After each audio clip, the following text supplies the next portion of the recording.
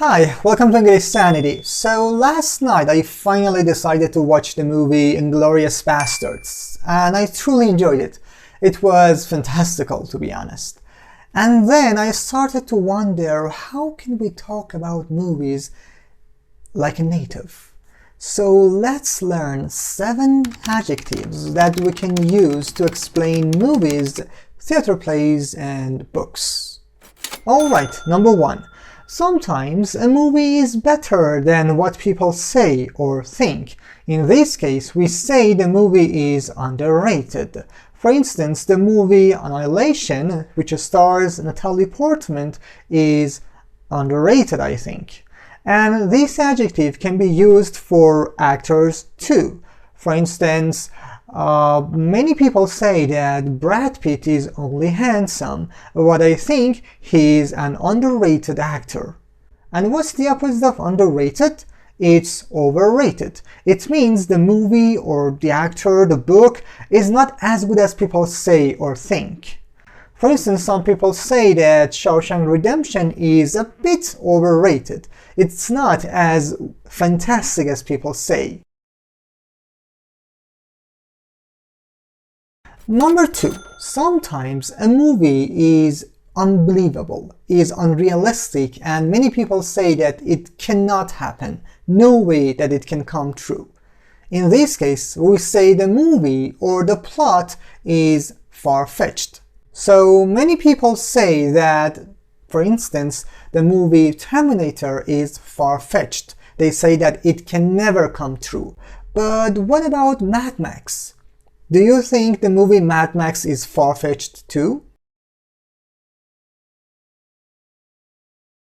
Okay, number 3. Sometimes a movie can be controversial and provocative. It, irritates some groups of people, and it can also, be insulting to some ethnicities. In this case, we say the movie is risque. For instance, the movies A Clockwork Orange by Stanley Kubrick and Perfume were risque. They both involved sexual scenes that were against social norms. Okay, number 4. Have you seen Christopher Nolan's Dark Knight? I think you have. And I'm sure you admit that it's full of excitement and it keeps your attention throughout the movie, right? In this case, we say the movie is gripping. It's a gripping movie. For example, Avengers: Infinity War is a gripping movie. It kept me on the edge of my seat throughout the film. Okay, number 5. Have you seen the movie Schindler's List? It's about the Second World War and the suffering and pain that Jewish people went through. It was upsetting and distressing and painful and irritating and, as native people say, harrowing. It was a harrowing movie. For instance, the movie A Requiem for a Dream, directed by Darren Aronofsky, was an upsetting movie and had an harrowing ending. I cannot just get it out of my mind after so many years.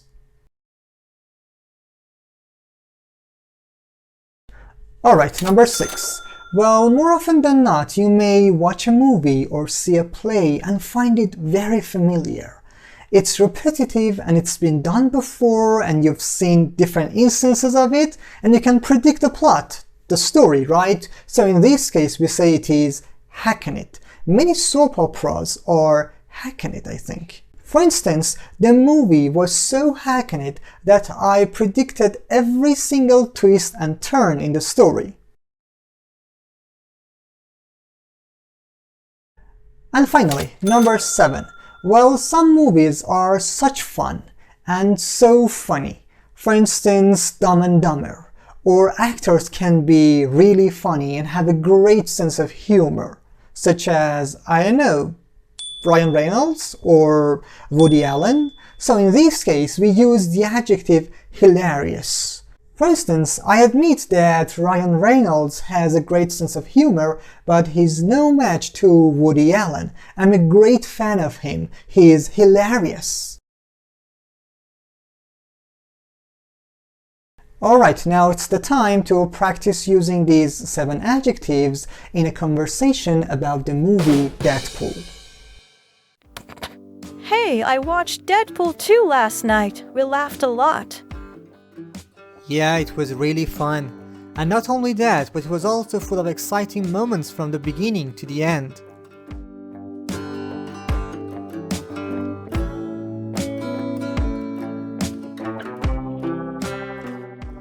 Yeah, it was hilarious, and not only that, but it was also gripping.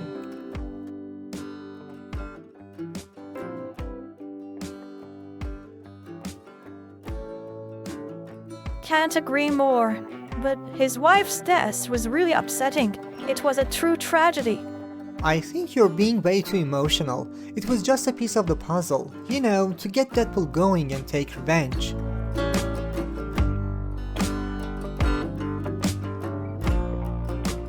Can't agree more, but his wife's death was harrowing.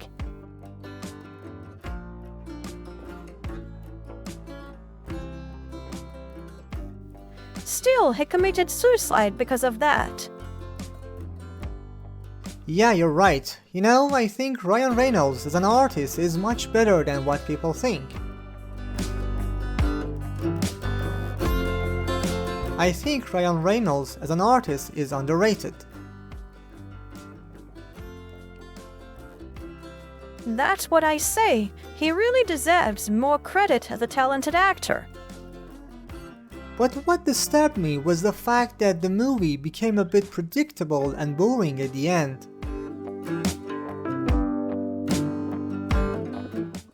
But what disturbed me was the fact that the movie became a bit hackneyed at the end.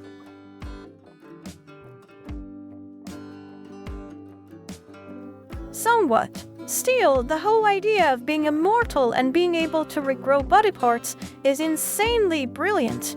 I wish I could become like that. Yeah, but you know that's impossible to happen.